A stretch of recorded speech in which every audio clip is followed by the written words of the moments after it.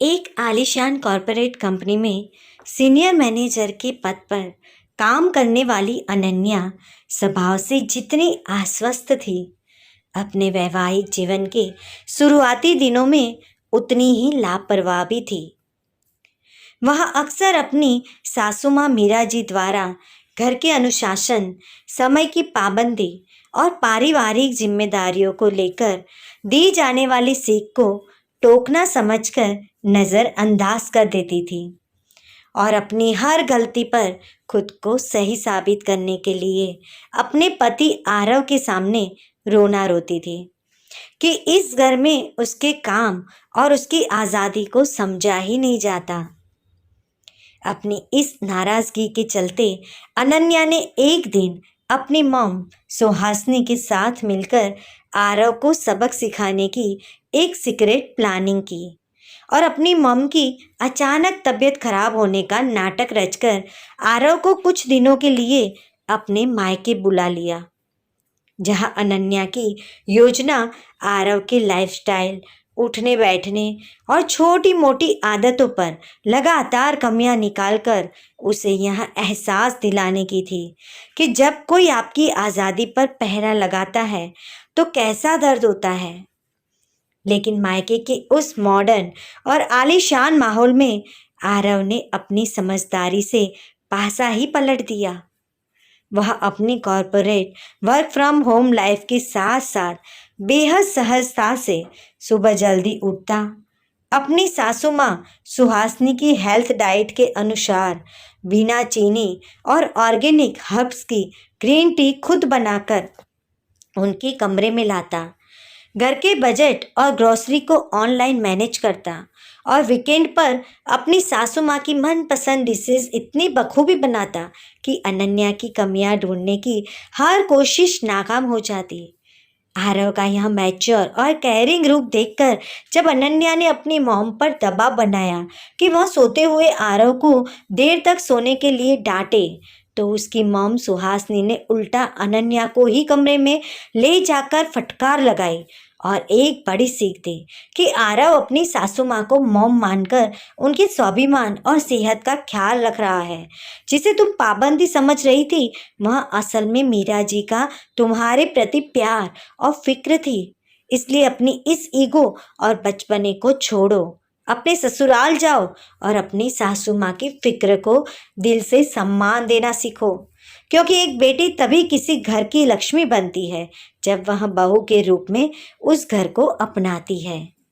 दोस्तों, कहानी का दूसरा और सबसे इमोशनल मोड़ तब आता है जब अनन्या पूरी तरह बदलकर अपने ससुराल लौटती है और अपनी सासू माँ मीरा जी के पैर छूकर घर की सारी बागडोर अपने हाथों में ले लेती है। जहां वह सुबह की चाय से लेकर मीरा जी के सोशल वर्क और किटी क्लब तक की हर छोटी मोटी ज़रूरत का इतनी खूबसूरती से ख्याल रखती है कि मीरा जी पूरे समाज में गर्व से कहती नहीं थकती थी कि उनकी बहू बिल्कुल उनकी सगी बेटी जैसी है।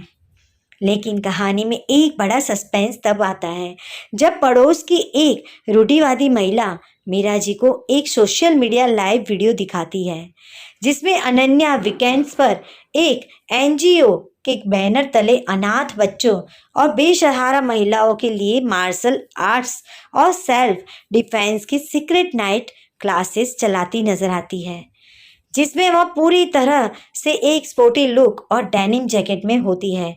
इस बात को अनन्या समाज के डर और सासू माँ के पुराने विचारों की आशंका के कारण हमेशा छुपा जाती है और पूछने पर इसे एआई जनरेटर वीडियो बता देती है। मीरा जी का शक तब गहरता है जब घर के लॉन्ड्री बैग से उन्हें लगातार स्पोर्ट्स गियर्स और बॉक्सिंग बैट्स मिलते हैं, जिसके बाद एक रात जब पूरा घर सो रहा होता है, अनन्या अपनी साड़ी के नीचे ट्रैक पैंट्स पहनकर आरव के साथ चुपके से घर के पिछले दरवाजे से निकल जाती है, जिसका पीछा करते हुए सासू माँ मीरा जी सीधे उस ट्रेनिंग सेंटर में पहुंच जाती है जहां अनन्या महिलाओं को आत्मरक्षा के गुर सिखा रही होती है। अपनी बहू को इस रूप में रंगे हाथों पकड़ने के बाद जब मीरा जी सामने आती है तो अनन्या और आरव डर के मारे कांपने लगते हैं और पैर पकड़कर रोते हुए कहते हैं कि वे सिर्फ समाज और परिवार की बदनामी कि डर से यह बात छुपा रहे थे। तभी मीरा जी की आंखों में गर्व के आंसू आ जाते हैं। वह अनन्या को गले से लगा लेती है और वहां मौजूद सभी महिलाओं के सामने एक ऐतिहासिक बात कहती है कि हर सास को अपनी बहू की केवल बाहरी सादगी नहीं, बल्कि उसके भीतर के हुनर और सपनों को भी पंख देने चाहिए। और उन्हें इस बात का दुख नहीं कि उनकी बहू यह नेक काम कर रही है, बल्कि दुख इस बात का है कि उसने अपनी सासू माँ को इतना पराया समझा कि इतनी बड़ी बात छुपाई। मीरा जी कहती है कि आज से अनन्या यह काम छुपा कर नहीं, बल्कि सीना तान कर पूरी दुनिया के सामने करेगी, क्योंकि एक सास का असली फर्ज बहू को सिर्फ घर की चार दीवारों में बांधना नहीं, बल्कि समाज में उसका मान बढ़ाना है। जिसके बाद अनन्या अपनी सासू माँ के गले लग जाती है। और यह कहानी आज के दौर की हर सास, बहू और बेटी को यहाँ खूबसूरत सीख देकर प्राप्त होती है कि रिश्ते कभी पाबंदियों से नहीं, बल्कि एक दूसरे के सपनों का सम्मान करने और आपसी अटूट भरोसे से मजबूत होते हैं। दोस्तों, ये कहानी आपको अच्छी लगी हो तो लाइक शेयर कमेंट जरूर कीजिएगा और आपके परिवारजनों के साथ शेयर जरूर कीजिएगा। और हमारे चैनल को अभी तक आपने सब्सक्राइब नहीं किया तो सब्सक्राइब जरूर कीजिएगा। मिलते हैं एक नई वीडियो के साथ। धन्यवाद।